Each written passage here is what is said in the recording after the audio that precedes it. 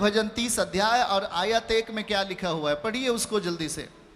और वहां क्या लिखा है, दाऊद क्या कहता है, भजन 30 और वचन 1 में अगर हम जाएंगे तो वहां लिखा है, हे यहोवा, हाथ उठा के बोलो सब लोग, हे यहोवा, अच्छे रीत से सम्मान से बोलो, हे यहोवा, मैं तुझे सराहूंगा क्योंकि तूने मुझे खींच कर निकाला है।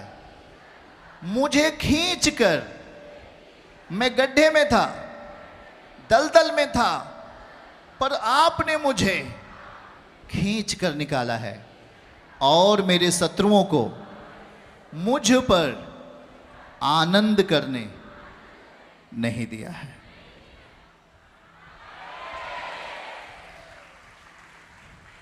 आमीन, आमीन। आज यही होता है, जब आप अज्ञानी होते हैं, जब आपको अंदर जब बातें समझ में नहीं आती तो शैतान आपको गड्ढे में ले जाने का प्रयास करता है। पर गड्ढे से बाहर आने की प्लानिंग तो प्रभु दे रहा है ना। अगर आपको उस पाप के गड्ढे से बाहर आना है, आपको उस बेविचार के गड्ढे से बाहर आना है, आपको उस बीमारी के गड्ढे से बाहर आना है, तो हमें एक चीज देखना पड़ेगा, जो प्रभु हमें सौंप रहा है उसके प्रति हम कितने जागरूक हैं। जो कुछ प्रभु हमें दे रहा है हम उसके प्रति कितने एक्टिव हैं, कितने जागरूक हैं। आगे एक वचन हमारे साथ पढ़िए सब जन, और जाइए 1 तीमुथियुस में हम एक आयत को आपके लिए पढ़ेंगे। हालेलुया। 1 तीमुथियुस 4 उसका 10 आयत हमारे साथ पढ़िए। 1 तीमुथियुस 4 और उसका 10 आयत को सब जन वचन को देखना है। लिखा है, हमारे साथ बोल सकते हैं, क्योंकि हम परिश्रम और प्रयास इसलिए करते हैं कि हमारी आशा उस जीविते परमेश्वर पर है, जो सब मनुष्यों का निज करके विश्वासियों का उद्धार करता है, छुड़ाने वाला है, बचाने वाला है। आमीन। अब हमें समझने की ज़रूरत कि बाइबल क्या कह रही है। स्पष्टता से इस चीज़ को थोड़ा सा देख लेंगे। बोलिए, हमारा परिश्रम। इस वचन को फिर से देखिए, हमारा परिश्रम और हमारा यत्न। शायद आपके पाँव में दर्द था फिर भी आप चर्च में आकर बैठ गए। शायद आपके सर में दर्द था फिर भी आप प्रार्थना में आए। शायद आपके बॉडी में प्रॉब्लम था फिर भी आप चर्च में आकर बैठे। शायद आपके पास पैसे नहीं थे फिर भी आप प्रार्थना के लिए प्रभु के सामने अपने आप को लेके आए। आपने यत्न किया, आपने परिश्रम किया। क्या किया आपने? हाथ उठा के बोलो, परिश्रम और यत्न। जब आप परिश्रम करते हैं और यत्न करते हैं और आपकी आशा उस जीविते परमेश्वर पर है, हमारी आशा जीविते परमेश्वर पर है, और लिखा है कि जो सब मनुष्यों का और खास करके आप लोगों का छुड़ाने वाला है। आमीन। बोले, खास करके हमारा छुड़ाने वाला है।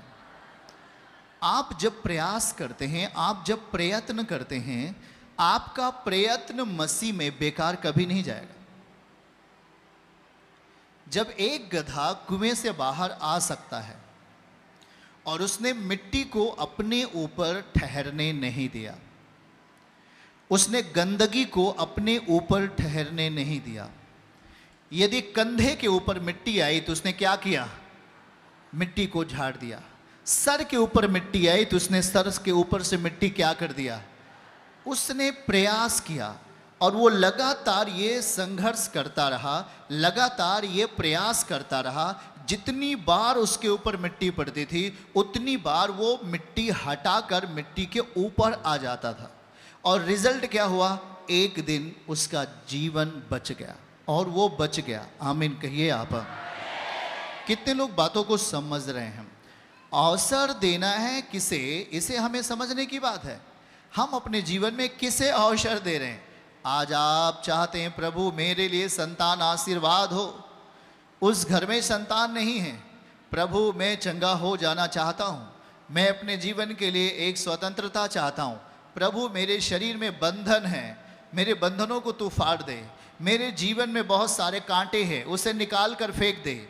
आप एक आशा रख रहे हैं, एक जीवित आशा रख रहे हैं। और जब आप एक जीवित आशा रखोगे तो याद रखना उन्हीं के लिए परमेश्वर खास है जो आशा रखता है कि यीशु मसीह मुझे छुड़ाएगा, यीशु मसीह मुझे बचाएगा, यीशु मसीह मुझे गड्ढे से बाहर निकालेगा।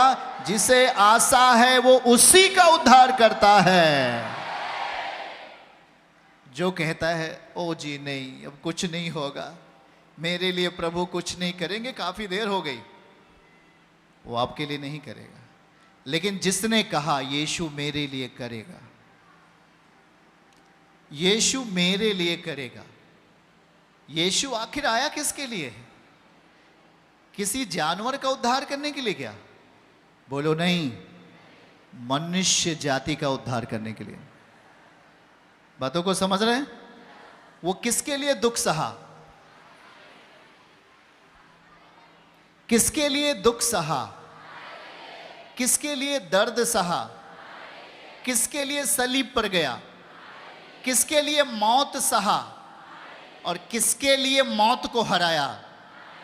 किसके लिए दर्द को हराया? किसके लिए दुष्टात्मा को हराया? किसके लिए शैतान को हराया? किसके लिए जगत को जीता? सब कुछ आपके लिए। उसने जगत को जीत लिया है। आमीन। वो जगत में आया और हमने जगत से उसे क्या कर लिया? ले लिया। वो हमारे बीच में है, देखने वाले लोग देख रहे हैं, वो हमारे साथ है, वो हमारे करीब है। यदि आप उसे विश्वास की आंखों से देखोगे, यदि आप उसे शुद्धता की आंखों से देखोगे, यदि उसे आप आत्मिक यत्न की आंखों से देखोगे, वो आपको दिखाई देगा। आपके विषय में देर नहीं करेगा। आमीन कहिए। इब्रानियों 8 अध्याय वचन 12 आपके लिए, आप उसे नोट कर लें। कितने लोग दया चाहते प्रभु के लिए, वो आज आपके ऊपर करने जा रहा है। आमीन बोलिए। हमारे आत्मिक यत्न हमें स्ट्रांग बनाते हैं, हमें बलवंत करते हैं। और यहाँ लिखा है इब्रानियों 8 वचन 12 में, क्योंकि मैं उनके अधर्म के विषय में दयावंत होऊंगा। आमीन। और कहता है मैं उनके पापों को फिर याद नहीं करूंगा। आमीन। कितने लोग पापी थे, कितने लोग पापी है, समझ रहे हो? मेरे पास यीशु नहीं था, मैं पापी था, पर यीशु आ गया तो मेरे पाप के बदले उसने क्या दे दिया? कीमत। अब मैं पापी नहीं रहा, अब मैं धर्मी हो गया हूं। धर्मी आप हो गए हैं। जब हम अधर्म में थे उसने हम पर दया किया। आमीन पढ़ी। फिर से दिखाइए कैसे वो हम पर। लिखा क्योंकि मैं उनके अधर्म के विषय में, हम अधर्मी थे, अधर्म के काम कर रहे थे, अधर्म को खा रहे थे, अधर्म में जी रहे थे, अधर्म को पी रहे थे। तब उस टाइम में जरा सोच के देखिए, अधर्म हमारा खाना पीना था, पाप हमारा जीना था, पाप खाना, पाप को पीना, पाप में चलना, सब कुछ पाप में था। लेकिन उस परिस्थिति में भी आपका प्रभु आपको क्या किया? वो सीधा सीधा लिखा, मैं तेरे अधर्म के विषय में दयावंत होने जा रहा हूं। मेरे अधर्मों को क्या करने वाला हूं? हमारे अधर्मों को, हमारी गलतियों को, हमारे गुनाहों को क्या करने वाला है? वो दयावंत होगा, मतलब हम पर दया करेगा। चोर पर कोई दया करता है? जब कोई चोर पकड़ा जाता है उस पर कोई दया करता है? लोग उसे मारते कि नहीं हैं? उसे दंड देते। यीशु ने कहा कि मैं जगत में इसलिए आया कि तुम जीवन पाओ और बहुतायत को पाओ। यीशु मसीह इसलिए आया कि मैं तुम्हारे पापों को खत्म करूं, आपको नहीं, परंतु आपके अंदर के पापों को क्या करने के लिए आया? खत्म करने के लिए। आमीन बोलिए। हमारे पास एक बेहतर मौका है। हम अधर्मी पर उसने दया किया और हमारे पापों को याद नहीं करता।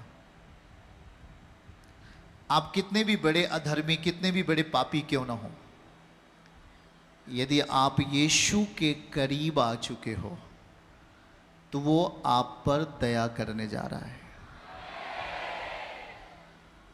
जक्कई नाम का व्यक्ति था जो बहुत बड़ा पापी था। पैसा लूटता था, खसोटता था, झूठा टैक्स लेता था और उसने बहुत ज़्यादा पैसे इकट्ठे कर लिए। और एक दिन यीशु मसीह उस नगर में गए और यीशु मसीह को भीड़ ने घेर लिया आशीर्वाद पाने के लिए। ये जो टैक्स कलेक्टर था उस ज़माने में एक बड़े रैंक का अधिकारी था। उसने कहा ऐसा कौन सा व्यक्ति आ गया जो मुझसे भी बड़ा आदमी है भाई, है मुझसे भी अधिक शक्तिशाली, मुझसे भी अधिक धनवान आदमी कौन आ गया? मेरे पास कोई नहीं आ रहा, उसके पास सब लोग गए। मैं उसे देखना चाहता हूँ, मैं उसे देखना चाहता हूँ। और फिर वो नाटा था।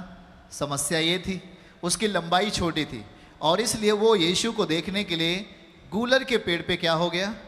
चढ़ गया। और जब गूलर के पेड़ पे चढ़ गया, उसी रास्ते से यीशु मसीह जाने वाले, और जैसे ही प्रभु गूलर के सामने आते, उस रास्ते पर जहाँ पर जक्कई चढ़ा हुआ था, जक्कई की ओर तुरंत प्रभु ने देखा और कहा जक्कई झट नीचे उतर, आज मुझे तेरे घर चलना है। आमीन।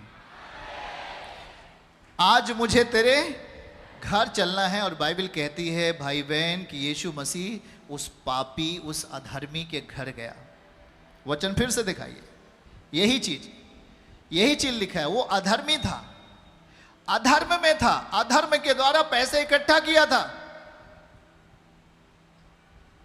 वो पाप में जीने वाला व्यक्ति था, पर यीशु मसीह चाहता था कि वो बचे। प्रभु पापियों के लिए आया है। किसके लिए आया? पापियों के लिए।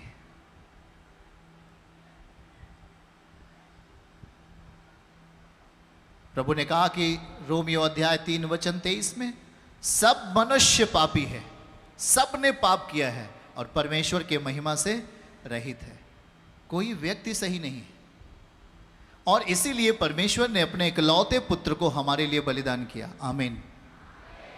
और उस अधर्मी के घर में जब प्रभु गया तो वहाँ के और जो लोग जो अपने आप को पवित्र समझते थे, जो अपने आप को बहुत ईमानदार, अपने आप को सही समझते थे, वो कहने लगे यीशु उसके घर कैसे जा सकता है? वो तो पापी आदमी है, वो अधर्मी है, प्रभु उसके घर कैसे जा सकते हैं?